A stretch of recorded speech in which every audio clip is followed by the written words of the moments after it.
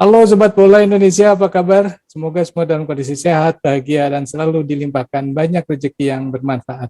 Oke, terima kasih buat sobat-sobat yang sudah subscribe dan berikan komentar positif untuk channel ini. Semoga kami bisa lebih berkembang lagi dan bertanggung jawab lebih baik lagi. Kali ini kita akan bicara tentang menganalisa apa yang terjadi dengan tim Indonesia ketika melawan Vietnam kemarin. Dan mungkin nanti akan disinggung juga sedikit mengenai pertandingan di grup A lainnya, yaitu antara Filipina melawan Timor Leste. Oke, Bro Ipung, bagaimana nih mengenai timnas Indonesia melawan Vietnam kemarin? Oke, jadi memang kekalahan telak 3-0 ini agak di luar dugaan kita semua gitu loh bro. Karena ternyata PR mengenai cara kita mengatasi Vietnam itu belum terpecahkan sampai saat ini gitu loh. Dan terlihat sekali bahwa memang di awal-awal pertandingan di 45 menit pertama terlihat sekali bahwa Vietnam begitu hati-hati ya menghadapi kejutan-kejutan yang bisa saja dilakukan oleh tim Indonesia.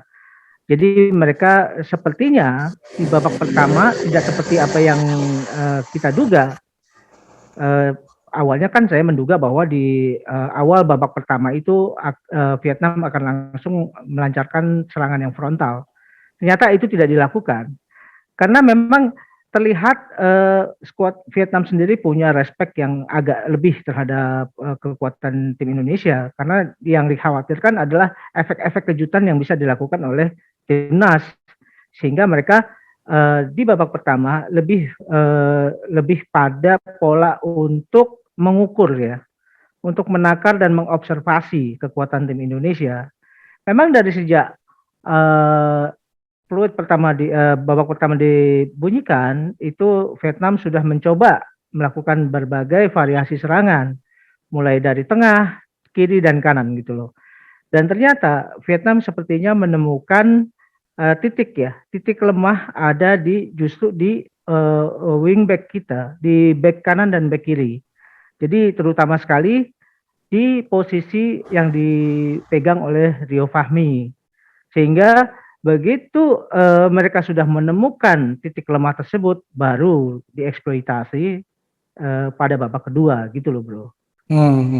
Dan saya perhatikan juga memang gol yang terjadi, 3 gol ini setelah Indonesia melakukan perubahan pemain ya, setelah ada pergantian pemain ya. Betul.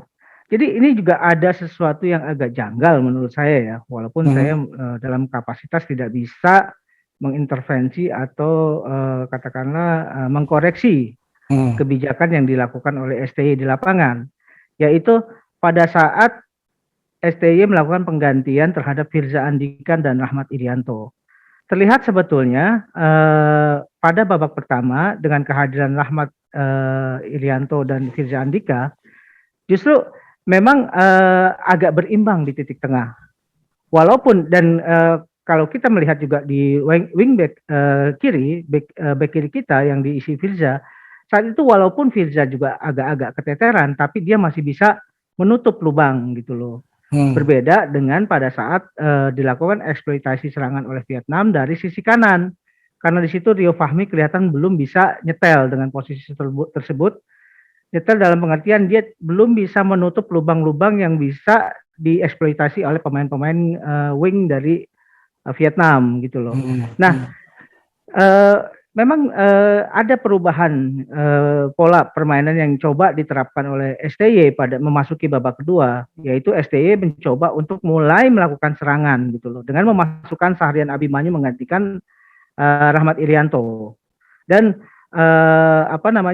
di sini sebetulnya saya pikir ini ya ada satu momen di mana sebetulnya pergantian ini agak riskan karena ternyata Vietnam tuh sudah menemukan ini ya, menemukan clue-nya gitu loh, bahwa mereka sudah begitu peluit babak kedua dimulai, Vietnam yang asli itu sudah mulai keluar, yaitu mereka melakukan serangan-serangan frontal.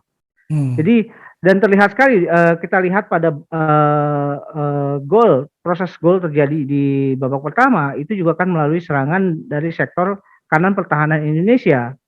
Jadi Dan gol-gol juga yang berikutnya juga di gol yang ketiga itu juga kan mulai dari sektor sebelah kanan sektor pertahanan Indonesia. Jadi saya pikir titik lemah kita adalah di kedua ini ya, kedua titik tersebut, dan juga kita juga tidak mampu keluar dari ini ya, dari kepungan lawan ya. Artinya gelandang-gelandang kita juga tidak bisa kemudian bermain dengan pola yang diharapkan. Kita melihat Mark Klok memang menjadi sosok yang paling sibuk. Kemudian juga Ricky Kambuaya juga sepertinya juga agak-agak kebingungan nih, karena dia tidak pernah mendapatkan momen untuk melakukan penyerangan, sehingga sayap-sayap Indonesia yang diisi Sadil dan Egy itu juga sangat miskin dalam upaya untuk mengeksploitasi pertahanan Vietnam gitu loh bro. Jadi aliran bola dari tengah menuju ke depan itu sudah terputus gitu loh sebelum memasuki 3/4 pertahanannya Vietnam gitu loh bro. Bro, ini boleh nggak dikatakan bahwa sebenarnya kekalahan ini adalah kesalahan strategi STI yang keburu-buru ingin langsung menyerang gitu. Padahal kan kita sebelumnya sempat bicara kalau misalnya Indonesia bisa menahan seri itu sudah bagus. Artinya di sini kan STY tidak berniat untuk bertahan tetapi juga malah ingin menyerang gitu. Bener nggak kayak gitu? Sebetulnya gini, kalau saya lihat ini sebagai sebuah kesalahan mungkin terlalu prematur ya bro ya. Karena saya melihat bahwa justru ini bukan kesalahannya STY, tapi ini adalah kecerdasannya dari Pak Hang Seo gitu loh. Jadi sepertinya Pak Hang Seo sudah bisa menduga bahwa Indonesia di babak kedua akan mulai menyerang. Jadi sebelum artinya kalau Indonesia mulai mempersiapkan serangan, artinya dia harus mengganti formasi. Formasi dari gelandang bertahan itu kan dimasukkan Sahrian Abimanyu yang punya kapasitas sebagai gelandang menyerang. Justru dengan ketidakhadiran gelandang jangkar ini kan akan meninggalkan lubang di pertahanan Indonesia. Jadi sebelum Indonesia berniat untuk menyerang sudah dilakukan serangan duluan gitu loh bro. Jadi saya pikir apa yang dilakukan STI itu ini ya wajar dalam pengertian bahwa memang Indonesia kan punya keinginan bisa memenangkan pertandingan tersebut. Apalagi STI juga melihat bahwa di babak pertama Vietnam juga tidak terlalu membahayakan juga. Jadi inilah momen untuk STY melakukan serangan, tapi itu sudah dibaca Jadi, oleh berarti memang sejak awal sudah ada strategi bahwa seolah-olah Vietnam tidak kuat atau hanya seperti itu sehingga memancing untuk STY untuk menyerang, dan itu sebenarnya menjadi itu yang kunci ditunggu ya. Iya, itu sebenarnya yang ditunggu oleh Pak Hang Seo, bahwa ketika Indonesia akan menyerang, Indonesia akan memasukkan pemain yang punya visi dan skill untuk menyerang.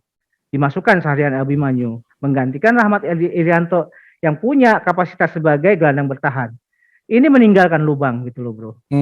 Sementara di kanan dan di kiri itu kita masih lemah ya, sehingga bisa saya simpulkan bahwa kehadiran Asnawi dan Pratama Arhan ini memang sangat dibutuhkan untuk skuad Indonesia. Walaupun kita tahu bahwa Pratama Arhan juga tidak mungkin bisa memperkuat lini pertahanan Indonesia. Kita masih berharap dari Asnawi dan Elkan Bagot gitu loh bro. Oke, ya mudah-mudahan Elkan Bagot segera bergabung ya. Oke, ya. Bro, sedikit yang mengenai Filipina dengan Timor Timur nih gimana bro? Ya gini, Filipina dengan ya itu tadi Filipina ini kan menyimpan misteri ya. Kekuatan timnya ini agak misterius saya pikir, karena mereka tidak pernah terlihat persiapannya juga kita juga mungkin tidak terekspos. Walaupun kita tahu bahwa Filipina memang mengandalkan pemain-pemain naturalisasi, karena kita tahu sepak bola tidak terlalu mengakar di masyarakat Filipina, sehingga mengandalkan pemain-pemain yang naturalisasi tersebut. Nah, khusus untuk Timor Leste, saya kan sudah menyimpulkan bahwa ketidakhadiran Paulo Gali ini akan menggerus kekuatan Timor Leste sampai 25% dan itu terbukti gitu loh bro. Jadi ketidakhadiran sosok yang bisa menjadi panutan, sosok yang bisa memberikan kenyamanan itu sangat dibutuhkan dalam sebuah tim. Dan sosok itu di Timor Leste ada di Paulo Gali. Ketika Paulo Gali absen, terlihat bahwa Timor Leste yang kita anggap tadinya punya organisasi pertahanan dan permainan yang baik, ternyata bisa diobrak-abrik oleh Filipina juga dengan skor yang lumayan besar, 4-0 gitu loh bro. Jadi justru ini sinyal terhadap Indonesia terutama, bahwa Indonesia memang kan masih punya kans untuk 3 pertandingan ke belakang.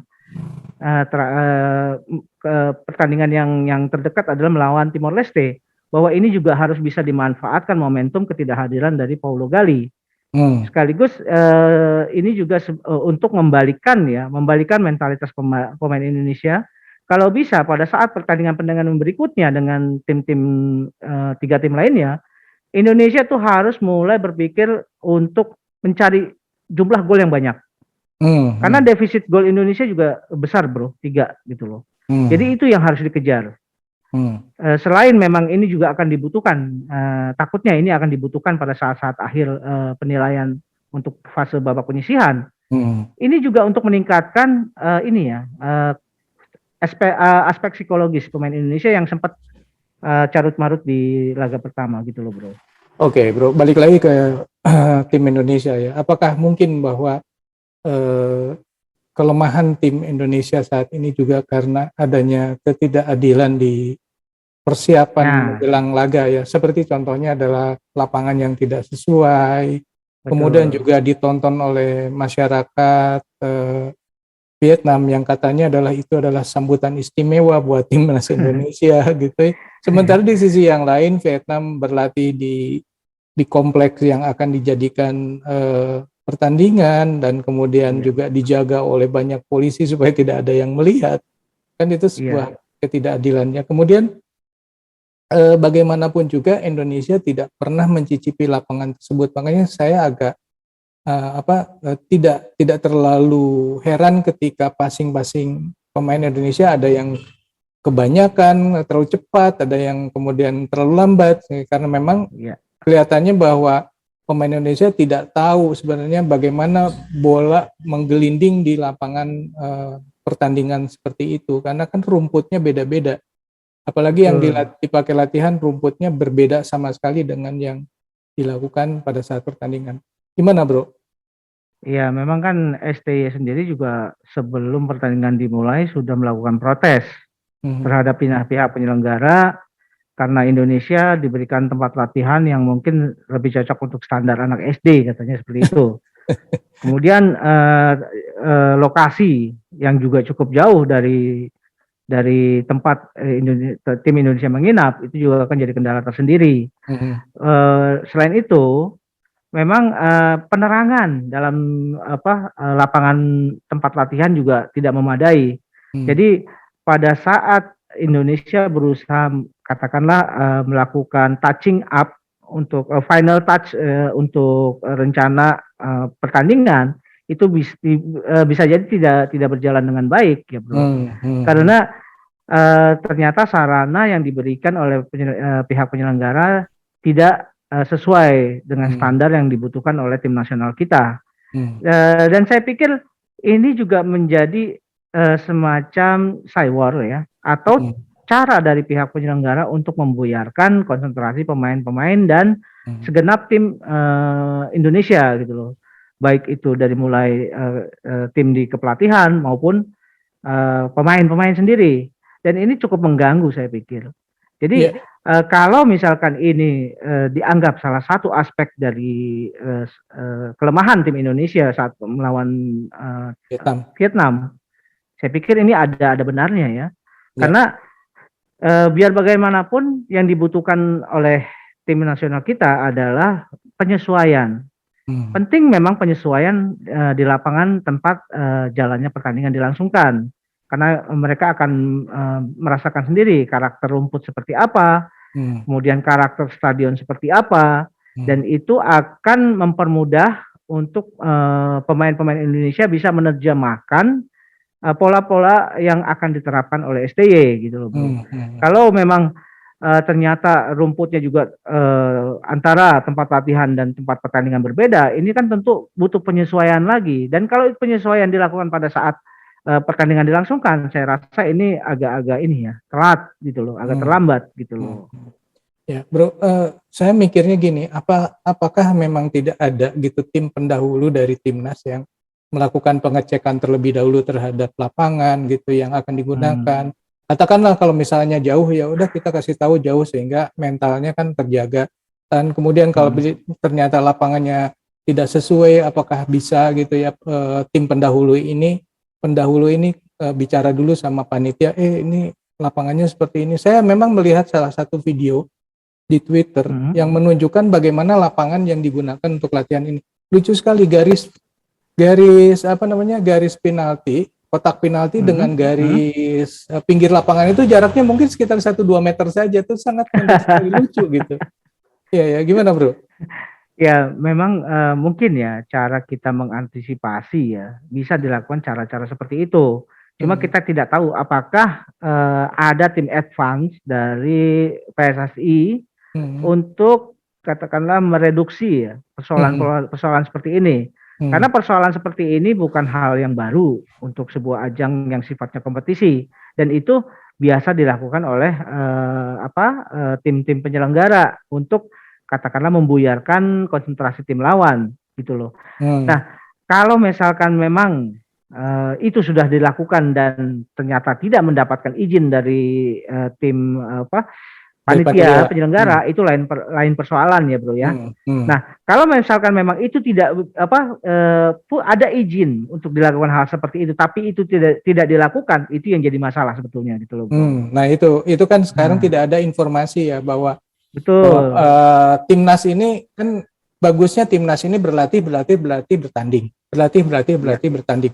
Tapi kalau kemudian harus ngurus lapangan, terus harus minta pindah segala macam, kan jadinya effortnya terbuang ya. Katakan misal ketika pindah ke lapangan latihan, kok lapangannya kayak begini ya, terus akhirnya ada emosi yang terganggu ya, lapangan terus waktunya juga hilang. Mungkin itu yang diinginkan oleh pihak lawan atau pihak penyelenggara.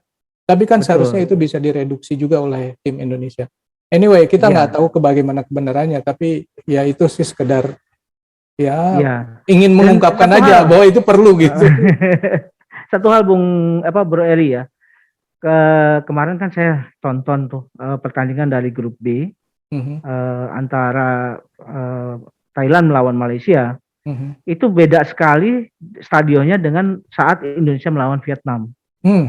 Justru di grup B ini lapangannya sangat proper gitu loh, sangat bagus. Saya sendiri bingung. Kenapa kok pertandingan di grup A yang mempertemukan Indonesia melawan Vietnam itu dilangsungkan di stadion dengan kapasitas yang cuma 18.000. Itu satu ya. Kemudian kalau kita bandingkan dengan pertandingan Thailand melawan Malaysia, itu bisa lebih dari 50.000 karena stadion itu juga stadion yang di samping lapangan itu ada shelter atau gap karena di situ ada lintasan atletik gitu loh. Jadi antara fans dengan pemain itu memang berjarak sekitar 50 meter jauhnya gitu loh. Saya pikir gini, ini adalah cara dari pihak penyelenggara untuk mengganggu konsentrasi pemain Indonesia di lapangan. Karena pada saat pertandingan Vietnam lawan Indonesia, itu jarak antara penonton dengan pemain yang berlaga di lapangan itu dekat sekali gitu loh. Dan itu akan bisa sangat mengganggu sebetulnya gitu loh. Jadi dan terlihat juga rumputnya aja beda, Bro. Rumputnya bagus sekali waktu pertandingan Thailand melawan Malaysia. Jadi ketika pertandingan saya bandingkan Vietnam melawan Indonesia, Malaysia lawan Thailand, saya bingung. Kenapa kok panitia penyelenggara memilih stadion ini gitu loh. Jadi ini kemungkinan besar adalah salah satu skenario yang memang sengaja diciptakan ketika Iya. Vietnam melawan Indonesia, maka disediakan atau dibuat skenario sedemikian rupa supaya Indonesia kalah gitu ya. Kurang lebih seperti itu ya. Pak, minimal mengganggu konsentrasi lah gitu loh. Minimal mengganggu konsentrasi. Oke deh. Gitu loh, Bro. Oke, Sobat Bola Indonesia, itulah Iya. obrolan kita tentang pertandingan Indonesia melawan Vietnam. Ya. Bila ada sobat-sobat yang punya pendapat sendiri, silakan tulis di kolom komentar. Kami baca semua kolom komentar kami. Dan apakah percaya bahwa Indonesia masih tetap bisa maju ke semifinal? Silakan juga tulis di kolom komentar. Boleh Ipung, thank you. Sobat semua, Oke. kita akan lanjut di video yang lain dengan tema yang lain. Bye. Oke, baik. Terima kasih.